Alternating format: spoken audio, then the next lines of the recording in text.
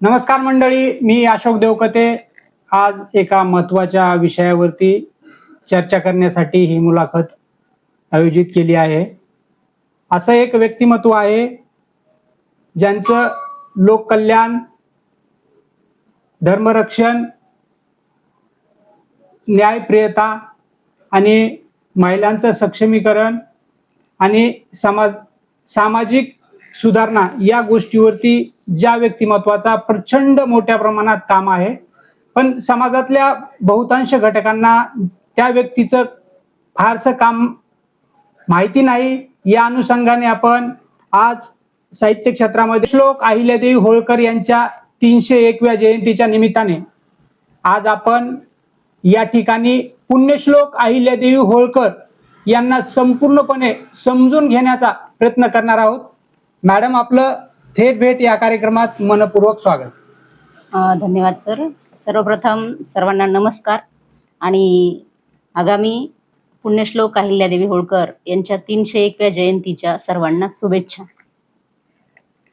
पुण्यश्लोक अहिल्यादेवी हे नाव अलीकडच्या काळामध्ये सर्वदूर पोहोचलं आहे, पण त्यांचं कार्य काय आहे किंवा त्यांनी समाजासाठी काय काय केलेलं आहे, एका दृष्टिकोनातून थोडक्यात विचारायचं झालं तर पुण्यश्लोक अहिल्यादेवी होळकरांना तुम्ही कसं पाहता किंवा त्यांचे विचार तुमच्यामध्ये कुठपर्यंत रुजलेले आहेत? खर तर पुण्यश्लोक अहिल्यादेवी होळकर म्हणजे एक अखंड प्रेरणा असतात.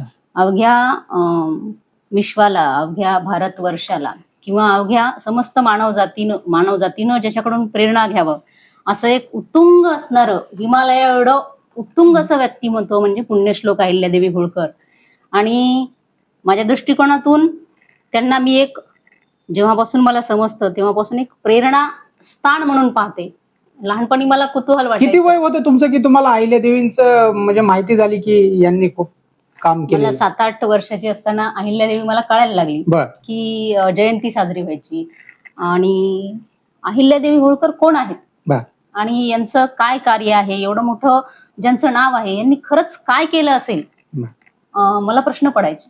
आणि जेव्हा आपल्याला प्रश्न पडतात तेव्हा आपण त्या व्यक्तीच्या संदर्भात वाचायला सुरुवात करतो आणि वाचल्यानंतर ती व्यक्ती कळत जाते, उमगत जाते. जेवढं अहिल्यादेवींना आपण वाचतो, त्यांचा अभ्यास करतो, तर नव्याने वेगवेगळे त्यांच्या आयुष्यातले पैलू, त्यांच्या जीवनातले गोष्टी आपल्याला उमगायला लागतात. आणि माझ्या दृष्टीनं जसा मी अभ्यास करत गेले तसं अहिल्यादेवी माझ्या नजरेत खूप मोठ्या होत गेल्या. आणि त्यांच्या इतकं मोठं मी माझ्या आयुष्यात जे प्रेरणास्थान मानते त्यांच्यापैकी सर्वात मोठं स्थान जर कोणाचं असेल तर अहिल्यादेवी होळकरांचं. पुण्यश्लोक अहिल्यादेवींनी व्यापार, शिक्षण क्षेत्रामध्ये, धार्मिक क्षेत्रामध्ये, तसंच महिला सक्षमीकरण त्या काळी 1800च्या काळामध्ये हे कशा पद्धतीने राबवलं आणि त्यांचा उद्देश काय होता? आपण आता पुण्यश्लोक अहिल्यादेवी होळकर बऱ्यापैकी सर्वजणांना माहीत आहे. आपण एक आपलं प्रेरणास्थान म्हणून छत्रपती शिवाजी महाराजांनी जे स्वराज्य घडवलं, हिंदवी स्वराज्याची स्थापना केली आणि हे स्वराज्य सर्व दूर पसरवण्यामध्ये ज्या कोणांचा मोठा वाटा असेल त्यामध्ये इंदोरचं होळकर घराणं, सुभेदार मल्हारराव होळकर आणि त्यानंतर अहिल्यादेवी होळकर यांचं नाव अग्रस्थानी घ्यावं लागेल. छत्रपती शिवाजी महाराजांनी हिंदवी स्वराज्याची स्थापना केली आणि त्यासाठी काय काय केलं हे आपण सर्व ज्ञात आहे. पण शिवाजी महाराजांच्या नंतर पुढे काय झालं या स्वराज्याचं किंवा कोणी सांभाळलं ते पुढे? छत्रपती शिवाजी महाराजांच्या नंतर आता आपण अलीकडच्या काळात छत्रपती संभाजी महाराजांना ओळखायला लागलो. चित्रपटांच्या माध्यमातून, इतर गोष्टीच्या माध्यमातून आपल्याला अज्ञात असलेला इतिहास पुढे आपल्या समोर येत आहे. पण त्यानंतर काय झालं? छत्रपती संभाजी महाराजांच्या नंतर छत्रपती राजाराम महाराज असतील, छत्रपती शाहू महाराज असतील, ताराराणी सरकार असतील, त्यानंतर पुढे काय झालं? आणि हे शिवाजी महाराजांनी स्थापन केलेलं जे राज्य आहे ते जर अटक पासून कटक पर्यंत अटके पार या स्वराज्याचं स्वराज्य करून सगळीकडे भगवे झेंडे आणि शिवाजी महाराजांच्या विचारांतून, शिवाजी महाराजांच्या प्रेरणेतून हे राज्य कसं साकार करायचं हे मूर्तिमंत उदाहरण म्हणजे पुण्यश्लोक अहिल्यादेवी. आणि त्यांनी हे राज्य शिवाजी महाराजांनी जसं स्थापन केलं तसंच पुढं त्यांच्या काळात मल्हारराव होळकरांनी त्यांच्या सामर्थ्यावर ते वाढवलं आणि ते पुढं सांभाळण्याचं काम अहिल्यादेवींनी केलं. आणि इतिहासात जर एक महिला राज्यकर्ती म्हणून अग्रस्थानी जर नावं घेतली जातात, जगभरात जर नावं घेतली तर आपल्याला अहिल्यादेवींचं नाव घेतल्याशिवाय पुढे जाता येणार नाही. एवढा मोठा जाज्वल्य असा त्यांचा इतिहास आहे. आणि जगामध्ये खूप राजे झाले, खूप राण्या झाल्या, पण देवीची उपमा किंवा देवाची उपमा कुणालाच दिल्या जात नाही. पुण्यश्लोक विशेषतः. आणि जगामध्ये मला वाटते 2च पुण्यश्लोक आहेत, एक भगवान श्रीकृष्ण आणि त्यानंतर पुण्यश्लोक अहिल्यादेवी. एखाद्या व्यक्तित्वाला देवत्वाचं स्थान मिळावं आणि एखाद्या व्यक्तित्वाला जगातल्या सगळ्यात मोठी असणारी पदवी पुण्यश्लोक काय केलं असेल अहिल्यादेवींनी की ज्या पुण्यश्लोक झाले. तर असं हे व्यक्तिमत्व जिज्ञासेपोटी मी वाचत गेले आणि वेगवेगळ्या प्रकारच्या अहिल्यादेवींच्या जीवनातले पैलू मला जाणवत गेले. आपण सुरुवातीला पाहतो की अहिल्यादेवी साधस असणारं व्यक्तिमत्व, अंगावर कुठलेच अलंकार मी थांबवतो तुम्हाला. महिला म्हणजे महिलांच्या जीवनामध्ये जर जिवंत राहायचं असेल, दागिन्याशिवाय महिलांना प्रचंड आवड असते दागिन्याची. पण एवढं मोठं काम उभा केलंय, एकही फोटो नाही त्यांचा आपल्याला पाहिला की त्यांनी एकही अलंकार घातलाय आणि एवढं सगळं साम्राज्य उभं केलेलं असताना याचं काय, तुम्हाला याच्यावरती काय वाटतं? तर बाकीचा अहिल्यादेवींचा जीवनाबद्दलचा इतिहास तर सर्वांना माहित आहे, पण आपल्याला काही पैलू त्यांचे ऐकायचे की अहिल्यादेवींच्या आयुष्यामध्ये प्रचंड संघर्ष आणि प्रचंड संघर्ष असताना आपल्या आयुष्यातली आपल्या जवळची सगळी माणसं काळ घेऊन गेला. आणि अशा अवस्थेत एक स्त्री कोलमडली असती, फ्रस्ट्रेट झाली असती, आयुष्याला कंटाळली असती. अशा आयुष्यात आपल्या आयुष्यातलं दुःख विसरून दुसऱ्याच्या आयुष्यात आनंद कसा पेरायचा आणि हा आनंद पेरत असताना मी माझं पण विसरून जायचं. मी कोण आहे, मी स्वतःसाठी जगलं नाही पाहिजे, तर मला आता माझं उरलेलं जीवन इतरांसाठी जगायचं. माझी जी प्रजा आहे ती माझी संतान आहे, हे जे माझं राज्य आहे हे मला फुलवायचंय. आणि स्वतःला विसरून जो कोणी दुसऱ्याचा विचार करतो त्याच्यासाठी अलंकार, पैसा, धन, संपत्ती ह्या गोष्टी काही अर्थहीन होतात. मी एक तुम्हाला किस्सा सांगते सुरुवातीलाच की आपण राघोबादादांचा किस्सा तर ऐकला असेल की ते मी पुढे सांगेलच की अहिल्यादेवींनी त्यांना कसं पत्र लिहिलं, मग त्यांचं मतपरिवर्तन कसं झालं आणि कसं जितक्या आपण फोटोमध्ये पाहतो जितक्या शांत, संयमी, धर्मपरायण अशा असणाऱ्या अहिल्यादेवी किती कर्तव्य कठोर होत्या हे पण आपण पुढे ऐकणारच आहोत. पण तुम्ही अलंकाराचा विषय घेतला म्हणून अलंकारावर बोलते.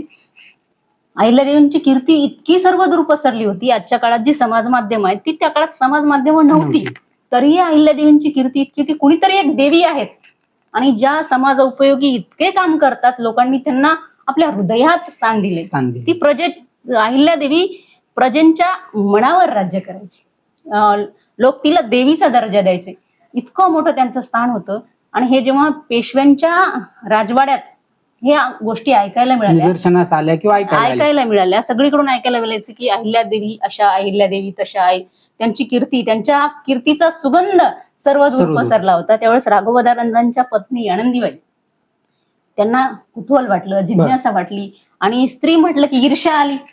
ही कोण बाई आहे की जिला देवी मानतात, जिचं एवढं मोठं कौतुक करतात. तर त्यांनी एका दासीला पाठवलं की तू अहिल्यादेवींच्या दरबारात जा आणि त्या कशा आहेत, माझ्यापेक्षा सुंदर आहेत का, माझ्यापेक्षा चांगल्या साड्या घालतात का, माझ्यापेक्षा जास्त उंची दागिने आहेत का. एक स्त्री म्हणजे ह्या स्त्री सुलभ भावना आहेत आणि एक स्त्रीच्या मनात येणाऱ्या गोष्टी आहेत की काहीतरी तिच्यात माझ्यापेक्षा चांगलं असेल. ती सुंदर साड्या घालत असेल, अतिशय दागिने असतील, अलंकार घालत असतील, रत्नजड्यांनी मडलेल्या असतील, खूप सुंदर असतील. तू जा आणि बघ त्या अहिल्यादेवी कोण आहेत आणि त्या कशा दिसतात आणि त्या माझ्यापेक्षा सुंदर आहेत का, त्यांचं राहणीमान कसं आहे. आनंदीबाईंचा आदेश. मग ती दासी अहिल्यादेवींच्या दरबारात गेली. अहिल्यादेवींना पाहिलं तिनं आणि पाहिल्यानंतर सर्व तिनं आढावा घेतला, जे तिला काम नेमून दिलं होतं ते केलं आणि परत आनंदीबाईकडे परत आली. बर. आणि आनंदीबाईकडे परत आल्यानंतर तिने विचारलं की मला सांग काय आहे तिच्यात असं. त्यावेळेस दाशी म्हणाले की राणीसाहेब, तुम्ही मला अभय देणार असाल तर मी सांगू. बर. अभय म्हणजे मला तुम्ही काही शिक्षा करणार नाही बुवा, याची मला खात्री द्या पहिले. मला तुम्ही जर अभय देणार असाल तर मी तुम्हाला ती गोष्ट सांगते. तर तिने सांगितलं की जेव्हा मी अहिल्यादेवींना पाहिलं तर माझ्या मनात दुसरा कुठलाच विचार आला नाही, त्यांच्या चरणावर जाऊन नतमस्तक व्हावं असं वाटलं. एक अतिशय साधीशी सावळ्या रंगाची बाई आहे, जी फक्त पांढऱ्या कलरचे वस्त्र परिधान करते, जिच्या अंगावर कुठलाच दागिना नाही आणि जिच्या चेहऱ्यावर इतकं प्रचंड तेज आहे. आणि मला ते तेज पाहून, तिचं वात्सल्य पाहून, तिचं प्रेम पाहून, तिचं बोलणं पाहून आणि प्रजेच्या मनात असलेलं तिचं स्थान पाहून मला राणी सरकार मला काहीच विचार आला नाही. मला फक्त तिच्या पायावर नतमस्तक व्हावंसं वाटलं आणि मी तिथं नतमस्तक झाले, लीन झाले. म्हणजे आपल्याकडं कुठलाच आविर्भाव नसताना, भौतिक देखावा नसताना समोरच्याला लीन व्हावं असं वाटतं. हे तुमच्या देखाव्याचं नाही, सामर्थ्य नाही, तर हे तुमच्या विचारांचे अलंकार आहेत, तुमच्या वागणुकीचे अलंकार आहेत. तुम्ही तुमच्या आयुष्यात जे त्याग, समर्पण, इतरांसाठी निस्वार्थ जे कार्य करता, ते तुमचे अलंकार एवढे मोठे आहेत. त्या अलंकाराने तुम्ही एवढे शोभून दिसता की तिथे समोरच्याला नतमस्तक व्हावं असं वाटतं.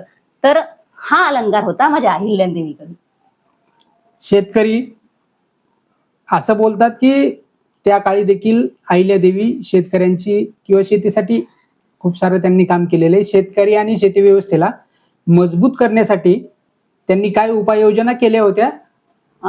छत्रपती शिवाजी महाराजांचे विचार, स्वराज्याचे विचार, स्वराज्याचं रूपांतर सुराज्यात कसं करावं, हे घेऊन पुढे जाणारे शिलेदार होते हे. आणि त्यांच्या विचारावर यांचं कार्य चालायचं. तर अहिल्यादेवींच्या राज्यातही शिवाजी महाराजांच्याच विचारावर कारभार चालायचा. जसं छत्रपती शिवाजी महाराज असतील, राजमाता आपल्या जिजाऊ असतील, त्यांनी लोकांना सांगायचं, सैन्याला ते सांगायचे की शेतकऱ्याच्या भाजीच्या देठाला पण हात लागला नाही पाहिजे. जर तुमचं सैन्य शेतामधून जात असेल तर तुमच्या शेतामधून सैन्य जात असताना जर शेतकऱ्याचं काही घोड्यांनी किंवा खाल्लं, काही नुकसान झालं तर ते आपण भरून द्यायचं. आपल्या राजकोषातून ते भरून द्यायचं. ते नुकसान झालं नाही पाहिजे. आणि कुठल्याच शेतकऱ्याशी तुमची अरेरावीची भाषा नसली पाहिजे, नम्रतेची भाषा असली पाहिजे. हा विचार शिवाजी महाराजांचा होता. आणि हा छत्रपती शिवाजी महाराजांचा विचार पुढे घेऊन जाणारे हे शिवाजी महाराजांचेच पुढचे जे काही हे होते ते होते. आणि त्याच्यामध्ये अहिल्यादेवींचं काम खूप मोठं आहे. आता मला एक अहिल्यादेवींची इथे संकल्पना सांगायची की शेतकरी जगला पाहिजे, शेतकऱ्यांचं पीक चांगलं आलं पाहिजे, तर जातीनं अहिल्यादेवी लक्ष द्यायचं. शेतकऱ्यांचा जर कर माफ जर सुरुवातीला कोणी केला असेल तर तो अहिल्यादेवींनी केलाय. शेतकऱ्यांना जे काही आपले प्राणी असतात, हिंस्र जंगली प्राणी असतात, शेतीला नुकसान पोहोचवतात, तर त्याचा बंदोबस्त करण्यासाठी पण अहिल्यादेवींनी लोकांना नेमलेलं होतं की माझा शेतकरी याच्यामुळे त्रस्त झाला नाही पाहिजे. आणि अहिल्यादेवींच्या राज्यामध्ये शेतकऱ्यांना वर कुठलेच निर्बंध नव्हते. शेतकऱ्यांसाठी कर्ज माफ केल्या जायचं, शेतकऱ्यांना कुठल्या प्रकारचे कर नव्हते, शेतकऱ्यांना मुबलक पाण्याची व्यवस्था केली जायची. आणि एवढं सगळं करूनही जेव्हा शेतकरी पुन्हा हवालदिल होईल, दैन्य अवस्था होईल त्याची, त्यावेळेस त्याला विशेष मदत केली जायची. असं अहिल्यादेवींचं त्या काळचं धोरण होतं. आणि किती पुढचा विचार होता की शेतकरी जगला तरच आपण सगळ्या प्रजेला सुखी ठेवू शकतो. शेतकरी हा खूप महत्वाचा आहे. शेतकरी हा कणा. तर शेतकरी अग्रस्थानी होता आणि शेतकऱ्यांचं त्यावेळेस परिस्थिती खूप छान होती. असे अहिल्यादेवींचे शेतकऱ्यांप्रती विचार होते. आणि शेतकऱ्याप्रतीच नाही तर शेतामध्ये ज्यावेळेस शेतकरी धान्य काढायचा, कापणी करायचा, तर अहिल्यादेवींचं एक आव्हान असायचं शेतकऱ्यांना, तुम्ही जेव्हा धान्याची कापणी करता तर ते कणीस म्हणतात. कणीस जेव्हा ज्वारीचं असेल, बाजरीचं असेल, तर ते कणीस काही कणस तुम्ही शेतात तशीच सोडून द्या. म्हणजे सगळे कापायचे नाही, सगळे कापायचे नाही, काही कणस तसेच ठेवा. कारण तुम्ही जेव्हा सगळे पीक कापून घरी न्याल तर पशु पक्षी काय खातील? म्हणजे पसूनचाही विचार तर अहिल्यादेवींचं एवढं बारीक लक्ष की मुंगीला साखर देण्यापासून ते अन्न छत्रलयामध्ये अन्न पुरवण्यापर्यंत, म्हणजे हत्तींना पण खाण्याची व्यवस्था होती. म्हणजे तुम्ही शेतामध्ये कणसं कापत असाल तर त्यातले काही भाग तिथे सोडून द्या, पक्षी येतील तर ते न खाता गेले नाही पाहिजे. एवढंच नाही, पण ज्या अहिल्यादेवींच्या खाजगीच्या जमिनी होत्या, तर अहिल्यादेवींकडे तुम्ही बऱ्याच वेळा ऐकलं असेल की खाजगीची खूप मोठी संपत्ती होती, खाजगीच्या जमिनी होत्या. तर खाजगीच्या जमिनीमध्ये पीक पेरून जेव्हा ते धान्यावर यायचं तसंच सोडून दिलं जायचं पशूंसाठी, तसंच सोडून द्यायचं, त्याची कापणी व्हायची नाही. ज्यावेळेस पशु पक्षी यायचे ते खायचे. म्हणजे एक व्यक्ती इतका प्राण्यांचा, पशूंचा, माणसांचा बारीक विचार करते. खर तर ही गोष्ट खूप उल्लेखनीय आहे.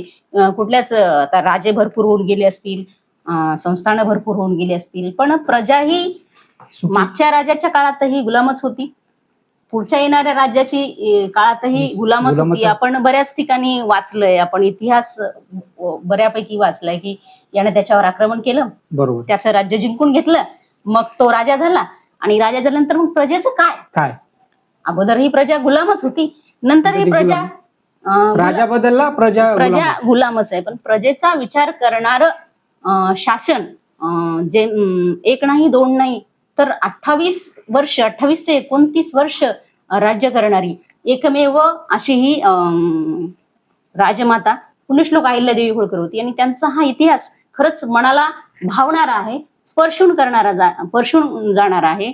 आणि केवळ तो विचारच नाही, तर एकाच बाबतीत नाही की आपण म्हणतो की अहिल्यादेवींनी मंदिरांचा जीर्णोद्धार केला, ही सगळ्यांना ऐकिवात गोष्ट आहे. छत्रपती शिवाजी महाराजांनी ज्याप्रमाणे आमच्या मंदिरातील देव नष्ट होऊ दिले नाहीत, छत्रपती शिवाजी महाराजांनी ज्याप्रमाणे आमच्या मंदिरातील देव नष्ट होऊ दिले नाहीत, पुढच्या काळात पुण्यश्लोक अहिल्यादेवींनी आमच्या गावातील, आमच्या शहरातील, आमच्या तालुक्यातील, इव्हन आमच्या भारतातील मंदिर नष्ट होऊ दिली नाही. जिथे जिथे कुणी केली असतील ते पुन्हा निर्माण करण्याची ताकद त्यांनी, जिथे जिथे मंदिरं नष्ट झाली तिथे तिथे त्यांचा विचार असा नव्हता की इंदोर माझं संस्थान आहे, माझी ठराविक एक हद्द आहे. आता आपण एखाद्या कर्मचाऱ्याला जरी म्हटलं तर ते माझ्या हद्दीत नाही, सहज ऐकायला भेटतं, ते माझ्या हद्दीत नाही, तिथपर्यंत माझी सीमा नाही, तुम्ही तिकडे जा, आपण असं सहजच म्हणतो. पण अटक पासून ते कटक पर्यंत कार्यक्षेत्र, तर अवघ्या हिंदुस्थानात तुम्ही कुठेही जा की असं तुम्हाला कुठलंही 12 ज्योतिर्लिंग असतील, कुठलंही असं 4 धाम असतील, कुठलंही असं देवस्थान दिसणार नाही जिथं माझ्या मातेने कार्य केलं नाही, की हे माझं क्षेत्र नाही, हा माझा प्रांत नाही, आणि इथं मी कार्य करू नये, इथे मी पैसा का खर्च करावा असा विचार त्यांनी कधीच केला नाही. उभ्या हिंदुस्थानात, उभ्या भारतभरामध्ये जे मंदिरं असतील, मंदिरांचा जीर्णोद्धार करण्याचं काम अहिल्यादेवींनी केलं, तर धर्म टिकला पाहिजे, ही एक त्यामागे भावना होती. संकल्पना. आणि धर्म टिकण्याबरोबरच पुन्हा तुम्ही जर खोलात जाऊन अभ्यास करा तर तिथल्या कारागिरांना रोजगार मिळाला पाहिजे.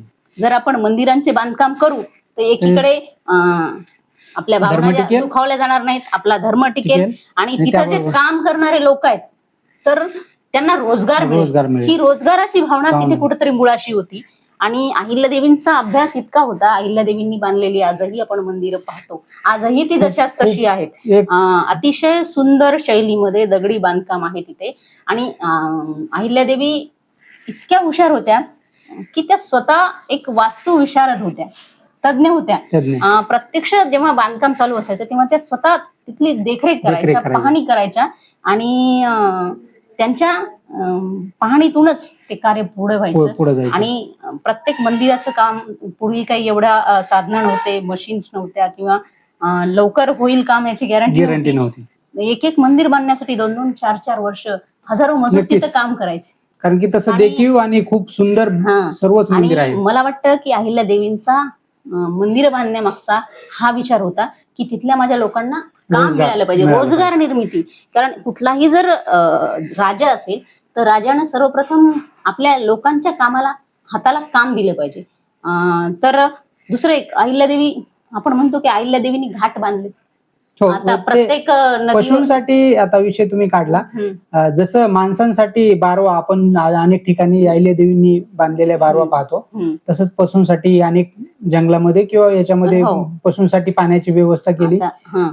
तर आपण घाट म्हणत होतो. अहिल्यादेवी इतक्या निसर्गप्रेमी होत्या की त्यांच्या घाट बांधण्याच्या मुळाशी जर आपण अभ्यासात तर नदी असते आणि नदीचं जे पात्र असतं ठराविक, ते पात्र सोडून नदी पसरते. बरोबर. आणि पसरल्यानंतर तिच्या पुरामुळे आजूबाजूच्या गावांचं, शहरांचं, लोकांचं नुकसान होतं, जमिनीचं आणि मृदसंधरण. आजच्या काळात आपण छान छान शब्दामध्ये ऐकतो की मृदसंधरण, की जर नदीच्या काठातली माती नदीद्वारे वाहून झाली जाते आणि शेतकऱ्यांच्या शेतामधला गाळ वाहून जातो पुरासोबत.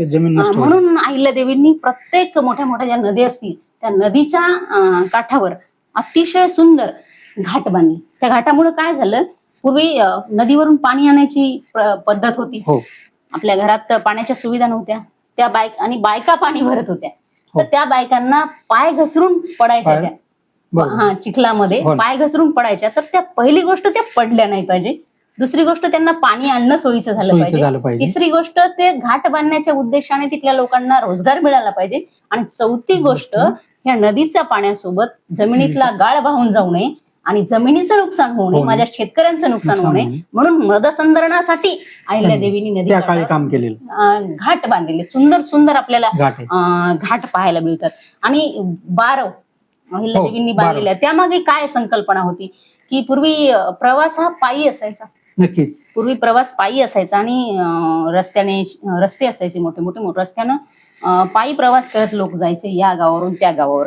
एक प्रत्यक्ष माझा अनुभव सांगते की मी ज्यावेळेस बुलढाणा जिल्ह्यात कामाला असताना नोकरीवर काही वर्ष मी तिकडे होते, तर एक रस्ता होता खूप लांब पर्यंत जाणारा जुना, आणि त्या रस्त्यावर काही किलोमीटरच्या अंतरावर विहिरी, बारवा बांधलेल्या होत्या, त्या जुन्या काळी बांधलेल्या बारवा.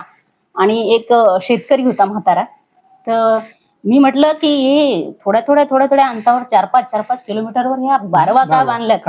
तर तो माणूस, त्यांना एवढं डिटेल माहित नव्हतं, ते म्हणाले की पूर्वी शिवाजी महाराजांच्या काळानंतर एक देवी होत्या. ते म्हणाले नाहीत की अहिल्यादेवी होत्या, की एक देवी होत्या आणि त्या देवींनी ह्या बारवा बांधल्या.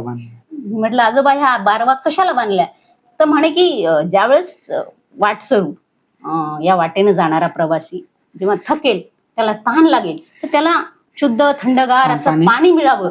म्हणजे किती मोठा विचार असेल यामागे, की तुम्ही प्रवास करताना जेव्हा थकाल, जेव्हा बसाल, तर तेव्हा तुम्हाला पाण्याचा शोधाशोध करायची गरज नाही, तर तिथे तुम्हाला अहिल्यादेवींनी बांधलेली बारव मिळेल, तिथलं तुम्ही थंडगार पाणी पिऊन तृप्त व्हाल. म्हणजे हा विचार त्या काळात अहिल्यादेवींनी केला. नदी घाट झाले, मंदिरं झाले, बारव झाले, बारवाच्या नंतर धर्मशाळा, अनेक ठिकाणी धर्मशाळा, म्हणजे धार्मिक स्थळावर दर्शनासाठी येणारे प्रवासी असतील, फिरायला येणारे असतील, दर्शन घेण्यासाठी येणारे असतील, तर ते उपाशी पोटी झोपले नाही पाहिजे. पूर्वीच्या काळात असे हॉटेल वगैरे सुविधा नव्हत्या, तर त्यांना तिथं राहण्याची आणि खाण्याची व्यवस्था व्हावी. नुसतंच मंदिर नाही बांधलं, तर त्यांची व्यवस्था करण्यासाठी अहिल्यादेवींनी बऱ्याच ठिकाणी अन्नछत्र आणि धर्मशाळा बांधलेले आहेत. हे कार्य आपल्याला सगळ्यांना माहित आहे. तर याच्या पुढे जाऊनही आपल्याला अहिल्यादेवी वेगवेगळ्या पहिलीतून उलगडता येतील, सांगता येतील. पुण्यश्लोक अहिल्यादेवींचं तुम्ही आता थोडं काम सांगितलं, म्हणजे असा दृष्टिकोन आहे की प्रत्येक त्यांच्या कामामध्ये जनहित आणि लोकांची एक सेवा त्यामध्ये दिसते. पुढं आल्यानंतर राज्यकारभार करत पुढे आल्यानंतर समाजासाठी काम केल्यानंतर मल्हारराव होळकरांचा त्यांना प्रचंड मोठा सपोर्ट किंवा सहकार्य भेटलं. तर त्यातून त्यांना काय प्रेरणा भेटली असेल का त्या काळी? हो, निश्चितच. कारण खऱ्या अर्थानं संस्कार जे घडत असतात ते घरामध्ये घडत असतात. प्रत्येक गोष्टीला आपल्या जर घरामध्ये भक्कम पाठिंबा असेल तरच पुढे आपण चांगलं कार्य करू शकतो. आपण म्हणतो की आता आपण लग्न करत असताना तोला मुलाचं घराणं पाहतो. आपण एक समाज सुधारणावादी आणि पुरोगामी विचार कसा होता त्या कुटुंबाकडे हे आपण पाहणार आहोत. ज्यावेळेस सुभेदार मल्हारराव होळकर हे नाव अख्ख्या भारतभरात गाजत होतं. मल्हाररावांची तलवार तळपली तर शत्रू असा पळून जात होता, पळता भुई थोडी व्हायची. आणि इतकं वजन होतं पेशव्यांच्या दरबारात की जे मोठे ज्यांचा विचार घेतला जायचा, सर्वप्रथम सुभेदार मल्हारराव होळकरांचा विचार पेशव्यांच्या कारभारात घेतला जायचा. तर एका छोट्याशा होळ नावाच्या गावातून येऊन स्वतःच्या ताकदीवर एवढं मोठं पद त्यांना मिळालं मल्हारराव होळकरांना. तर तो माणूस किती मोठा असेल. अहिल्या देवींना मोठं होण्याच्या अगोदर आपण मल्हारराव होळकरांकडे जावं लागेल की मल्हारराव होळकर किती मोठे होते.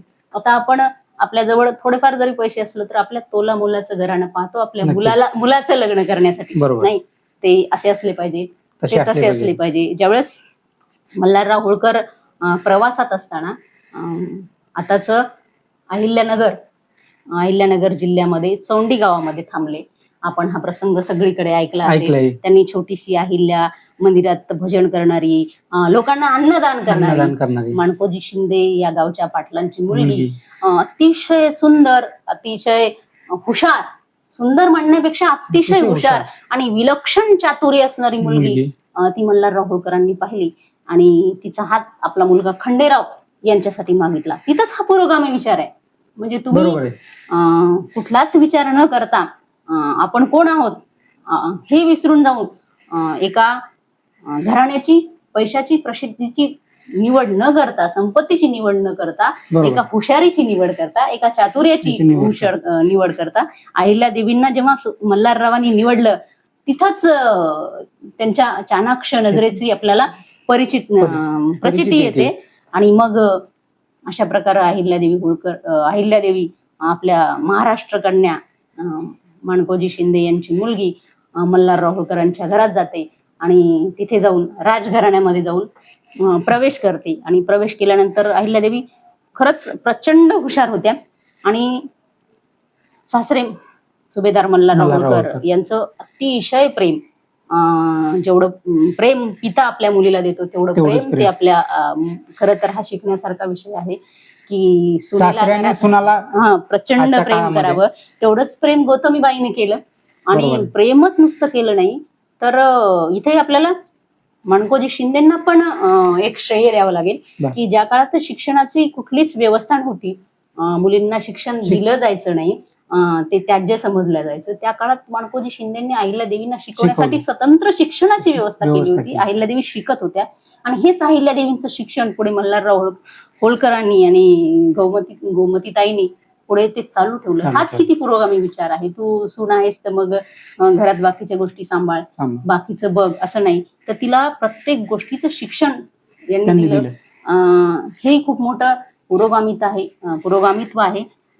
सुनेला मुलीसारखी वागणूक देणे, तिला धर्मच शिक्षण असेल, राज्यशास्त्राचं शिक्षण असेल, एवढंच नाही तर युद्धनीती, न्यायनीती. आपण अहिल्यादेवींची न्यायनीतीसाठी हे खूप प्रचंड त्यांचं परिचित आहे. अहिल्यादेवी जितक्या कर्तव्य कठोर होत्या तितक्याच न्यायनिष्ठुर होत्या.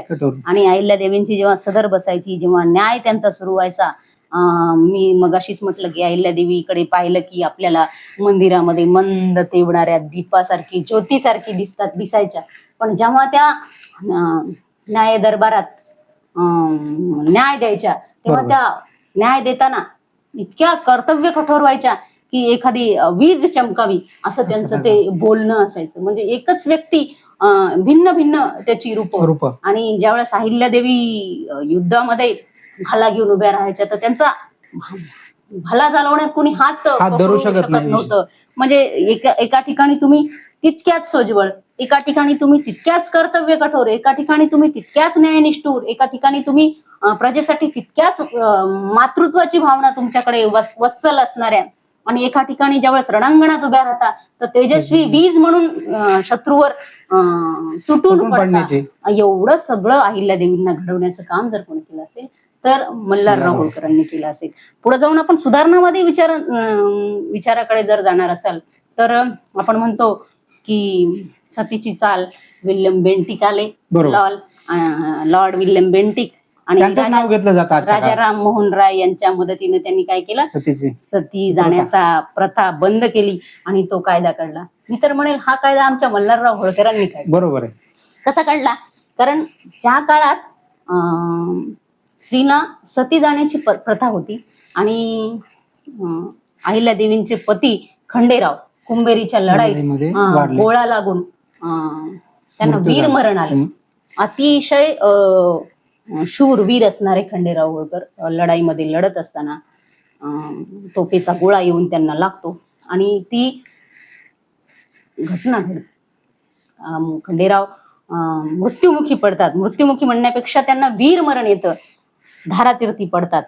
खरं तर हे खूप मोठं दुःख होतं एका पत्नीसाठी, एका आईसाठी आणि एका वडिलांसाठी. अशा अवस्थेत समाजाच्या रूढी परंपरा, पतीसोबत जर पत्नीनं हे केलं, सती गेली तर तिला स्वर्गामध्ये स्वर्ग प्राप्त होतो, अशी त्या काळची धारणा होती. पण आपल्या मुलाच्या निधनानं व्याकुळ झालेला एक पिता तिला म्हणतो, अहिल्या तुम्ही जर सती गेलात तर तुम्हाला स्वर्गाची प्राप्ती होईल का नाही मला माहित नाही, पण तुम्ही इथं जाऊन इथं राहून या प्रजेचं रक्षण केलं, या प्रजेच्या मायबाप झालात तर अहिल्या तुम्हाला नक्कीच स्वर्ग प्राप्त होईल.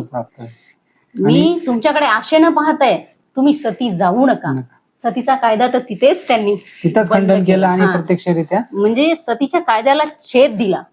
पूर्वीच्या काळात या जुन्या रूढी परंपरांना विरोध करणं फार कठीण होतं, कठोर होतं, करू शकत नव्हतो अशा परिस्थितीत. आणि समाज काय म्हणतो, समाजाच्या धारणा काय आहेत, रूढी काय आहेत, हे सगळं बाजूला ठेवून अहिल्या तुम्ही सती जाऊ नका असा एक सासरा म्हणतो. आणि आपल्या पित्यासारख्या सासऱ्याचं म्हणणं ऐकून प्रजेकडे जेव्हा अहिल्यादेवी पाहतात तेव्हा म्हणतात की मला सती जाण्याची नाही तर या जनतेला, या प्रजेला माझी गरज आहे. हा किती मोठा काळाच्याही पुढचा विचार अहिल्यादेवी करतात आणि तिथून माघारी घेतात. हे त्यांचं पुरोगामित्व आहे. आणि पुढे जाऊन नुसतंच राज्यकारभार सांभाळणार नाही तर जेव्हा खंडेराव गेले तेव्हापासूनच अहिल्यादेवीवर बऱ्याचशा जबाबदाऱ्या राज्यकारभाराच्या येऊन पडल्या. ज्यावेळेस मल्हारराव होळकर बाहेर असायचे, मोहिमावर असायचे, तेव्हापासूनच अहिल्यादेवी म्हणजे राज्यकारभारातलं सगळं पाहत होत्या. त्यानंतर पण असं म्हणतात की माणसाचा जन्म एक सापशिडी सारखा आहे, गेलं तर खूप वर घेऊन जातो, नाही तर मग खाली आणून जेव्हा संकटांची मालिका सुरू होते तेव्हा एक संकट येत नाही, धरतीकडून येते, गगनाकडून येते, चाहूल संकटांची चोहीकडून येते. तर मग अशा प्रकारचे अनेक संकट, एकच नाही. खंडेराव गेल्याच्या नंतर काही वर्षांनी सुभेदार मल्हारराव होळकरांचं सुद्धा निधन झालं. की पित्याचं हे होत असताना अहिल्यादेवी मल्हाररावांचं सहकार्य लाभल्यानंतर सती प्रथा त्या ठिकाणी खंडित झाली आणि अहिल्यादेवींनी खऱ्या अर्थाने जे राजकारण समाजकारण म्हणतो त्या काळचं, त्यामध्ये प्रत्यक्ष त्यांचा सहभाग सुरू झाला. त्या काळी त्यांनी सैन्यामध्ये महिलांची तुकडी निर्माण केली.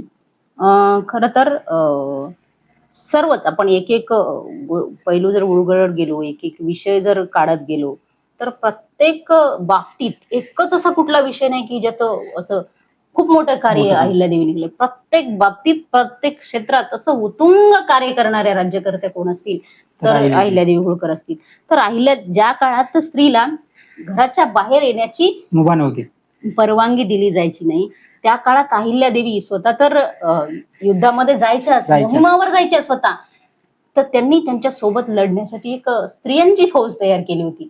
एक तुकडी, खूप मोठी तुकडी. जर युद्धाचं काम पडलं, जर मल्हारराव होळकर किंवा सरसेनापती कुठल्या मोहिमेवर असतील तर जर आपण पाहतो बऱ्याच इतिहासामध्ये डोकावून पाहिलं तर ज्यावेळेस मोहिमा चालू असायच्या, बाहेर जर मोठा राज्यकर्ता बाहेर गेला असेल तर त्याच्या घरावर आक्रमण व्हायची आणि त्यांचा कुटुंब असेल, स्त्रिया असतील, त्यांना त्रास द्यायचा. तर तिथं खूप मोठा विचार अहिल्यादेवींनी केला होता. तसं झालं तर काय करायचं, किंवा शेतकऱ्यांची नासाडी असेल विरोधकांकडून, किंवा त्या ठिकाणी लोकांना घेऊन जाणं असेल किंवा कत्ली करणं असेल, या गोष्टी. अशा वेळेस स्वसंरक्षण आपण म्हणतो की आजच्या काळात स्त्रियांनी स्वसंरक्षणाचे धडे घेतले पाहिजेत. आजचा विचार आहे. आपण किती पुढे आलोय. म्हणजे त्या काळात मागे इतिहासाची पानं चालत काही शतक मागे गेल्यानंतर जेव्हा अहिल्या देवींच्या काळातला आपण विचार करतो, त्या काळात स्वसंरक्षणाचे धडे त्यांनी तेव्हा त्याच वेळी दिलेले. आणि तुम्ही स्वतःच संरक्षण करायचं नाही. आजची स्त्री इतकी समर्थ आहे म्हणजे अहिल्या देवींच्या विचाराने त्या काळची स्त्री इतकी समर्थ आहे की ती स्वतःचं संरक्षण तर करतेच, पण स्वतःचं संरक्षण करता करता तिला इतरांचं संरक्षण करता आलं पाहिजे. युद्धामध्ये तुकडी निर्माण करणं म्हणजे त्या स्त्रियांनी इतरांचं संरक्षण केलं पाहिजे. आणि पुढे चालून ती तुकडी अहिल्या देवींच्या खूप कामी आली, आपण ते पाहणार आहोत. तर स्त्रियांसाठी स्त्री सक्षम बनली पाहिजे हा उद्देश होता. आणि त्यांनी स्वसंरक्षणाबरोबर इतरांसाठी ढाल बनून स्त्रीला उभं राहता आलं पाहिजे. आणि खऱ्या अर्थानं ते एक खूप मोठा काळाच्याही पुढचा विचार त्या काळात अहिल्या देवींनी केला होता. आणि आता तुम्ही समाज सुधारणेचा विषय घेतलाच. प्रत्येक विचार हा लोकांच्या कल्याणासाठी, जनतेच्या हितासाठीच अहिल्या देवींनी केलाय.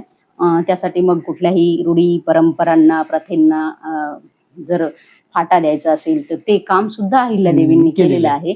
आणि संकटांची मालिका जेव्हा खंडेरावांच्या निधनानंतर मालिका सुरू झाली आणि मग ती मालिका थांबायलाच तयार नाही. त्यानंतर मग मल्हारराव होळकरांचं निधन झालं. मल्हारराव होळकरांचं निधन झाल्यानंतर त्यांचे पुत्र, त्यांना 2 अपत्य होते, एक मालेराव आणि एक मुक्ता. तर मालेराव आता राज्यकारभार करतील, काहीतरी चांगलं घडेल. मालेरावांना त्यांनी राज्यकारभार सोपवला. पण काही काळाने मालेरावांचं पण निधन झालेलं आपण इतिहासात पाहिलेलं आहे. आणि एक स्त्री कोलमडून न पडता तितक्याच सामर्थ्याचं दुसरं उदाहरण म्हणजे अहिल्यादेवी. किती प्रचंड सामर्थ्य, किती दुर्दम्य सकारात्मकता असेल की कुठल्याही परिस्थिती येत आहे, वादळ येत आहे, पण ही स्त्री हरत नाहीये. कारण एका बाजूने सर्वात अगोदर पती गेलेत, नंतर सासरे गेलेत, नंतर एकुलता एक मुलगा गेलाय. अशा अवस्थेत ती डगमगत नाही. माणूस कधी डगमगतो ज्यावेळेस तो स्वतःचा विचार करतो, ज्यावेळेस प्रजेचा विचार असतो. प्रजा माझी संतान आहेत, मला त्यांच्यासाठी जगायचंय असं जेव्हा म्हणते, त्यांनी पूर्ण आयुष्य ते प्रजेसाठी समर्पित केलं होतं. आणि अजून एक आपण विचार त्यांचा सुधारणावादी बघणार आहोत की ज्यावेळेस अहिल्यादेवींच्या राज्यामध्ये चोर, दरोडेखोर यांनी थैमान माजवलं होतं. आणि थैमान माजवलं असताना एकीकडे अहिल्यादेवी एखाद्या अशा कर्तबगार, शूरवीर तरुणाच्या शोधात होत्या आणि एकीकडे अहिल्यादेवींची मुलगी मुक्ता यांचं त्यांना लग्न करायचं होतं. पूर्वीच्या काळात स्वयंवराची पद्धत होती आणि एवढ्या मोठ्या राजेशाही घराण्याची मुलगी एकुलती एक मुक्ता, तिचं लग्न करायचंय, तर मग त्यांना कुठलाही तोला मुलाचा राजेशाही थाटात मुलगा मिळाला असता, नक्कीच स्वतःच्या जातीचा मिळाला असता. पण जाती, धर्म ह्या गोष्टीच्या पलीकडे विचार करणाऱ्या अहिल्यादेवी होत्या. तर त्यांनी आपल्या मुलींच्या लग्नासाठी एक अट ठेवली की तुम्ही बऱ्यापैकी सर्वांना माहित असेल की दरोडेखोरांचा, चोरांचा बंदोबस्त जो युवक करेल त्याला माझ्या मुलगी मुक्ताशी विवाह लावून देईल. हा किती मोठा विचार आहे. आजच्या काळात तरी कुणीतरी एक व्यक्ती आहे, तो येऊन कर्तबगारी गाजवतोय आणि मी उचलून माझी कन्या त्याला देईल, हे किती मोठं धाडस असेल. आणि इथे पण त्यांनी प्रजेच्या हिताचा विचार केला. म्हणजे तुम्ही तुमचं कुटुंब, तुमचं स्वतःच जे काही आहे, इथं सुद्धा तुम्ही प्रजेच्या हिताचा विचार करता. आणि मग हे सगळं चोरांचा, दरोडेखोराचा बंदोबस्त करण्यासाठी एक युवक समोर आला. त्याचं नाव होतं यशवंतराव फणसे. आणि हा यशवंतराव फणसे याचं साहस, याचं कर्तबगारी, याचं शौर्य पाहून त्यांनी चोरांचा, दरोडेखोरांचा कसा बंदोबस्त केला हे पाहून अहिल्यादेवी प्रभावित झाल्या आणि दिलेला शब्द पाळला.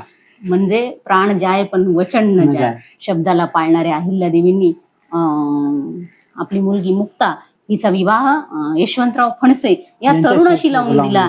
आणि हा विवाह लावून देताना त्याची जात पण त्यांनी विचारली की तू कुठल्या घरचा आहेस, कुठल्या जातीचा आहेस, कुठल्या गोत्राचा आहेस, कुठल्या कुळाचा आहेस, असा विचार न करता प्रजेच्या हितासाठी स्वतःची मुलगी यशवंतराव फणसे यांच्याशी त्यांनी विवाह लावून दिला. मला वाटतंय त्या काळातला हा पहिलाच आंतरजातीय विवाह असेल. नक्की आंतरजातीय विवाह म्हणजे इतका पुढचा विचार करणाऱ्या अहिल्यादेवी होत्या, पुरोगामी होत्या, असं मला यातून सांगायचं.